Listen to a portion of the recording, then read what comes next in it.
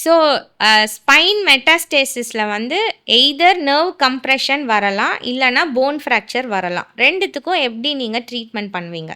Phone fracture ஆயிருக்கு அப்படின்னு வச்சுக்கோங்களேன். அந்த போன் ஃப்ராக்சர் வந்து நரம்ப பாதிக்கல அப்படிங்கும்போது, சிமெண்ட் போட்டு அந்த போன மட்டும் நாங்க ஃபில் பண்ணிட்டு பேஷண்ட்ட திருப்பி உங்ககிட்ட குடுத்துருவோம். ஒரு சில டைம்ல எங்களால சிமெண்ட் ஃபில் பண்ண முடியாத போன் ஃப்ராக்சர்ஸ் இருக்கும்போது, நாங்க ஸ்க்ரூ, போல்ட், நட் போட்டு ஃபிக்ஸ் பண்ண வேண்டிய தேவை இருக்கும். இதுதான் போன் ஃப்ராக்சருக்கு உண்டான ட்ரீட்மெண்ட். நம்பர் 2 நரம்பு அமுக்கம் அப்படின்னு சொல்லிட்டீங்க.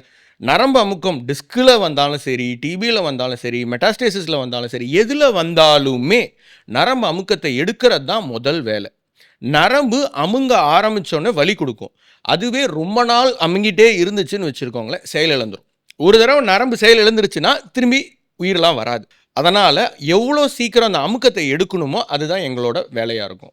ஃப்ராக்சர்னா ஸ்டெபிலைஸ் பண்ணுவோம், நரம்பு அமுக்கம்னா டீகம்ப்ரஸ் பண்ணுவோம். சிம்பிளாக புரிகிற மாதிரி சொல்லணும்னா. ஸோ, ஆன்காலஜி பேஷண்ட்க்கு ஆல்ரெடி போன் எல்லாம் வந்து வீக்கா இருக்கும். ஸ்பைன் மெட்ஸ் ஆன பேஷண்ட்க்கு. ஸோ, அவங்களுக்கு நீங்க ஸ்க்ரூஸ் எல்லாம் போடணும் அப்படின்னு சொல்றீங்க. அவங்களுக்கு ஸ்க்ரூஸ் போட முடியுமா சார்? தாராளமாக போடலாங்கம்மா.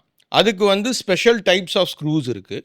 நாங்கள் வந்து ஒரு 8 இடத்துல கேன்சர் இருக்குன்னா 8 இடத்துல நாங்கள் ட்ரீட்மெண்ட் பண்ண போகிறதில்ல. எந்த இடம் நொறுங்கி இருக்கோ அதுக்கு மட்டும்தான் ட்ரீட்மெண்ட் பண்ணுவோம்.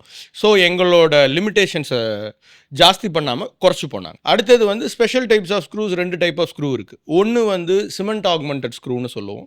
ரெண்டாவது வந்து ஹைட்ராக்சி அப்பிடைட் ஸ்க்ரூன்னு சொல்லுவோம். இது ரெண்டுமே வந்து இந்த மாதிரி ஆஸ்டியோபோரோட்டிக் பேஷண்ட்ஸுக்கு போடுறதுக்கு யூஸ்ஃபுல்லாக இருக்கும். இந்த 2 ஸ்க்ரூ தான் வந்து போன் ரொம்ப வீக்காக இருந்தால் நாங்கள் யூஸ் பண்ணுவோம்.